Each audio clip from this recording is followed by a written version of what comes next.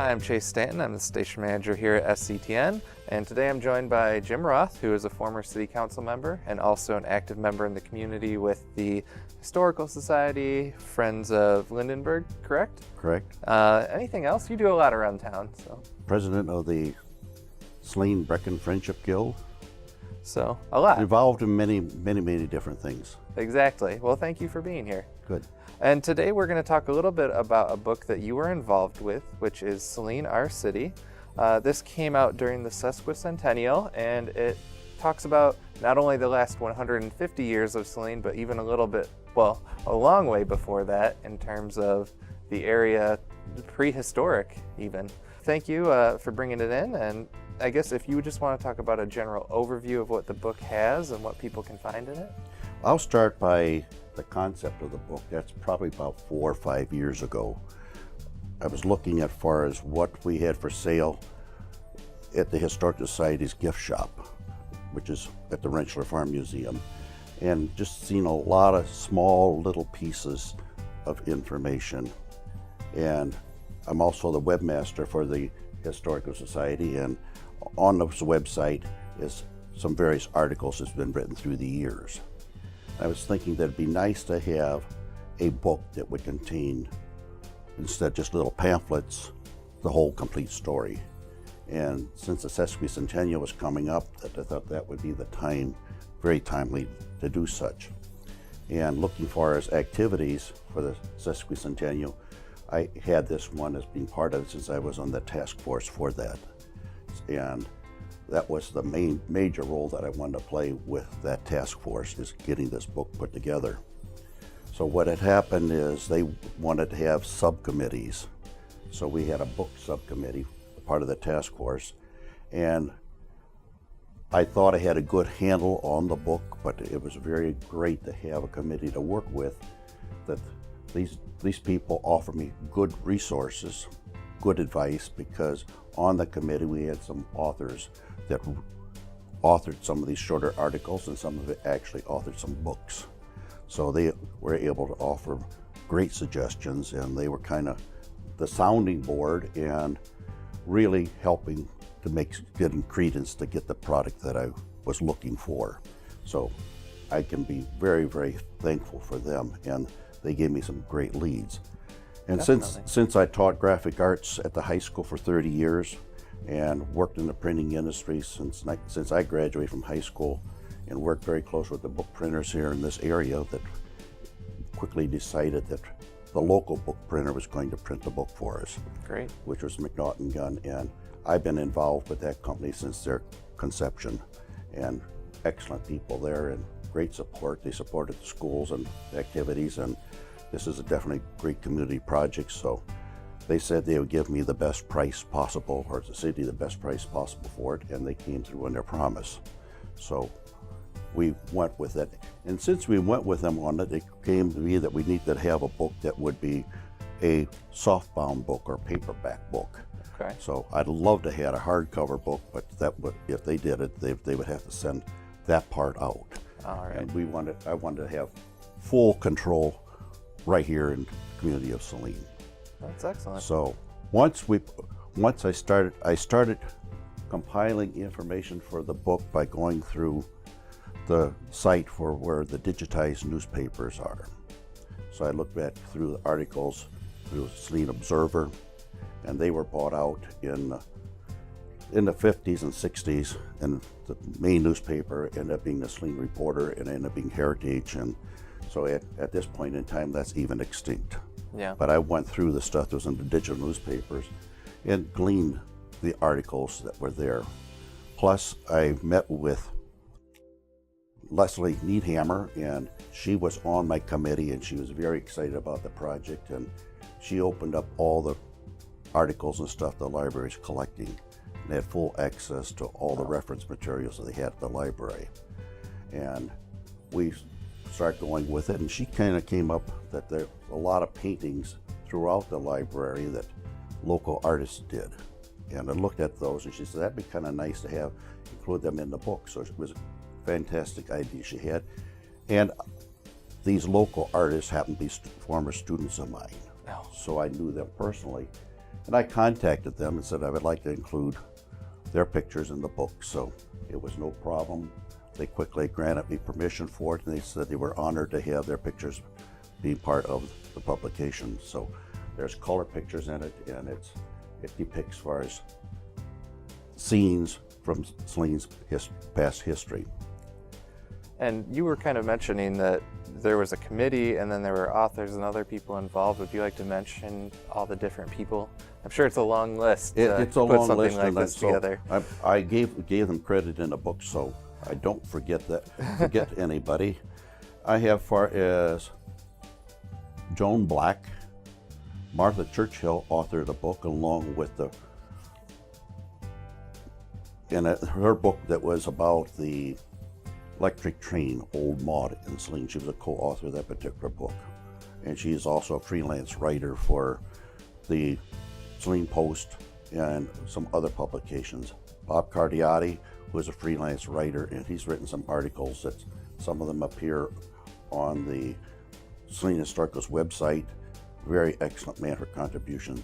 Agnes Dykeman, again, she's written several articles, and she's quite a historian, and she pretty much organizes lots of the stuff for the Historical Society. Laura Edge, written books about the history of Saline, and she's possibly in the process of creating another one. Jim Heft shared articles about the one-room schoolhouse. Arthur Hugg and Andrew Knitz. Andrew Knitz is a gentleman that did some oil paintings of the scenes that he perceived with how the early settlers settled this country in this particular area. He granted me permission to reproduce his oil paintings for the book. Susan Koski is another author for some books. Bob Lang was the Saline Historical Society's local historian. He was involved with it. Bill Lavery had some articles that was written and found on the Saline Historical Society's website. And myself and my wife created some other different articles. Grace Shackman, she's written several articles for the Observer and articles about the history of Saline, so I was able to come up with them. And Austin Smith, that was involved with the last remnants of the Saline Reporter, was very much supportive with it. And Dave Walters contributed stuff about the Saline Big Band. And so we had quite a bit of help with that. And the artist was Taylor Jacobson, a colleague of mine that taught art for many, many years for the schools. And he, when they had the centennial, created a booklet of a lot of pencil sketches. So they were in kind of a very subtle color, light color, pastel colors at that time. I got his permission, reproduced it as kind of a gray scale picture, so in black and white. Donna Johnson, I got a photograph in here, her oil painting, and what she created was several scenes of downtown Saline, and the one included in here was one of the first libraries that Saline had with it. And we have another one as far as Andrew Knitz I mentioned, Scott Schweminen. I have several of his paintings, and the collage that I have for the cover of the book ends up being all of his pictures that I've made in far as the browns, the sepia tones, but I got lots of his color paintings with it. And he had gone through and created several different oil paintings, so they're complete. Wow. And I used these as kind of chapter dividers with it. And then this Brian Spildner, he is also from Ohio, and he did some black and white sketches of what they perceived as being earlier settlements that the pioneers had. So it was fantastic with it. And Bob Cardiati, Bob Lang, and Tran Longmore and myself had a lot of the photographs that we had filled in. And then can't forget Jim Peters. He created some illustrations that he had, and he is the person that's involved with the Salt Springs Park and goes way back to as far as when the mastodons roamed this area. And I always thought, we're going to do some history, let's do it right from the very beginning. Yeah. And well, we could go far as the creation, but I didn't go back that far. I went back far as the Ice Age melted, Wow. what had happened. So we've got the first chapters of the book is about the Ice Age. And then it goes down far as we really want to chronicle the stuff that really happened in this particular area. So once we got the French and Indian War was over, this land became part of the United States, and was the Northwest Territories. It was settled, broken up into states, and then when the highway was come through far as pretty much followed what the Indians were using for Saline, ended up being on the highway or the Indian Trail from Detroit to the other west side of the state by St. Joseph's along Lake Michigan. So they traveled through here. Plus there was several trails coming up from the south going north. So I guess 6 trails or so crossed here in Saline, and the reason they end up being a good place for them to rest because Saline had a source of salt, and salt is very much important for the diets and what the people work with as far as preserving hides and curing food and that type of stuff. Oh. So it was a very, very important thing. So I wanted idea. to include that part of it so you see the whole entire picture. Exactly. And I have a chapter in here what Saline did 50 years ago, will be 51 years now, as far as in the centennial. Yeah. They really went out and had a fantastic celebration and included lots of this stuff. And many of these folks were alive today and were able to contribute photographs and lots of information along with it. So That's incredible. it ended up being a great exposure to lots of things, and I only wished I had the time or enough pages to include everything that I came across. That's simply an impossible task to do. And so how did you come up with everything that was in the book and the content? How did you cipher all of that down into a pretty reasonably sized book? Well, I created an outline and also got an estimate for the price, and I figured my first vision was going to be about 250 pages.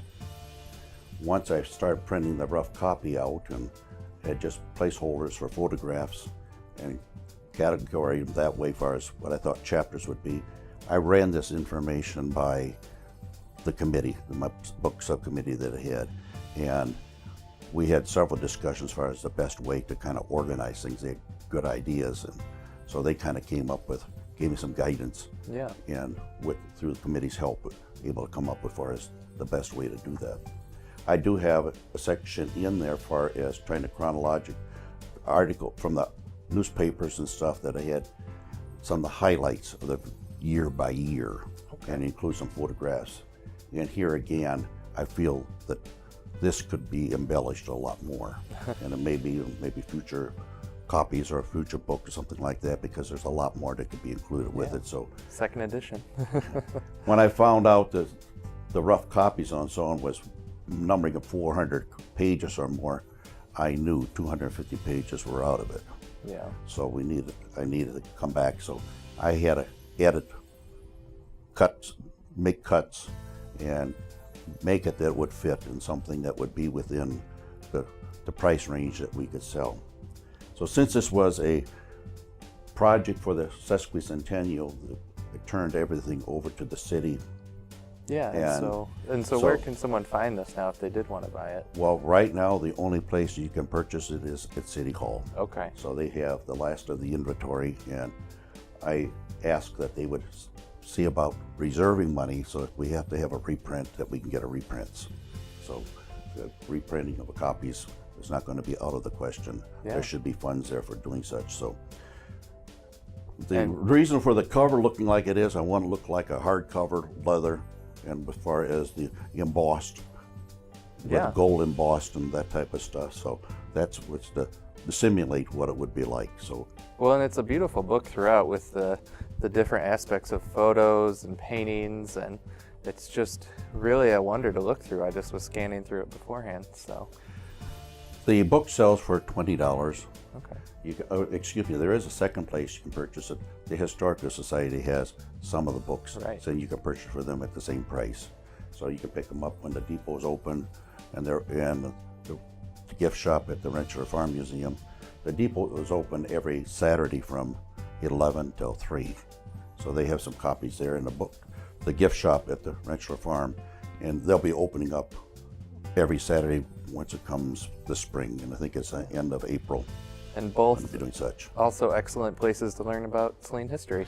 It is. There's lots of stuff there, and as far as I need, really grateful for the photos that were available, and there are also many other photos that's not online that there's access to and stuff far as in the collection that the Historical Society has. Excellent. So it's been a great project. All profits of that goes to the city. I donated my time, all my time for doing such as reimbursed for the materials.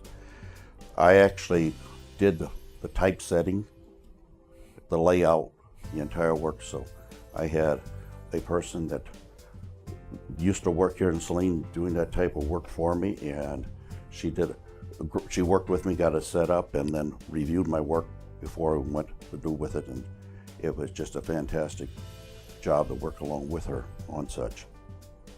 So, Wow.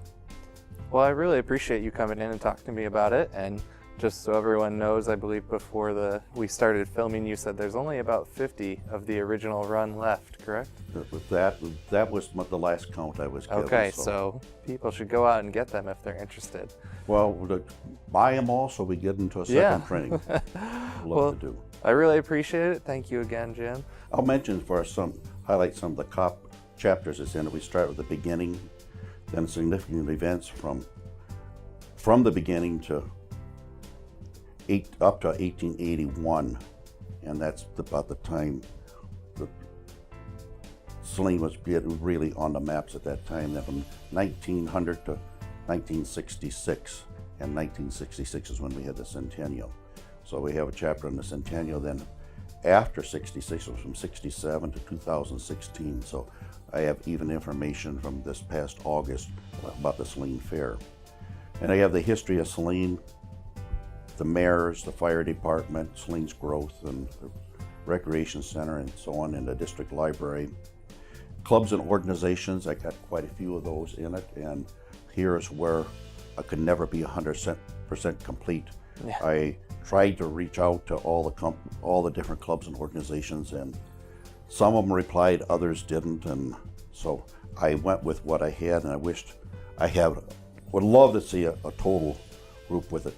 Then, as far as churches, Saline was settled by the pretty much Lutherans and Masons, and they end up having, as far as churches, end up being a big part of our city, and probably still is today. So highlight the various churches and church histories, and I may have missed a few of that. And schools, the histories of the schools, and education has always been important to Saline. They've been always proud of their schools, so I have quite an extensive history of the schools. And then I have a whole group of 26 different featured articles, and I'd love to have an index at the end of the book, but that would probably make it another 25 pages or more once you start putting every place every person's name in that. Yeah. So it looked like, far as in kind of an impossible task to come up with it. So I can the imagine. book doesn't have an index, but but full of content. Lots of content, lots of pictures, and for the different years that we have along with it, it ends up being, that's in chronological order. So it's been a fun project, time consuming. I've spent many hours and long days putting it together. It was a personal challenge and something that I'm proud of our community, and this is kind of a thing that I can give back, far as the experience I had with, far as teaching printing and working with the printing companies, and be involved, far as love for our community, the history of it. So it's kind of an effort to come in one thing. It's not a book you sit down and read from cover to cover. It's something can be like a coffee table book you pick up and read a part of it. And I tried to touch as many with the schools, the clubs, and the organizations, and the churches, and so on. So it's a good cross-section of prospective buyers, and really the roots of what makes up our community. Yeah, definitely a great read. And what had happened prior, lots of folks bought these for Christmas presents. Oh. And Junga Hardware purchased some and resold them, and he was wishing he would have had lots more than what he took on, because he sold out within probably less than a month's time of having it. He sold out completely. Wow. So the two sources, you can get them now at City Hall and then through the Historical Society. Well, make sure people go and find them. And thank you for putting it together. It definitely, like I said, it seems like a labor of love, but it's loving the city. Yeah. Loving our community. Thank you, Jim. I really appreciate it. Yeah, thank you for being here. Good. Thank you.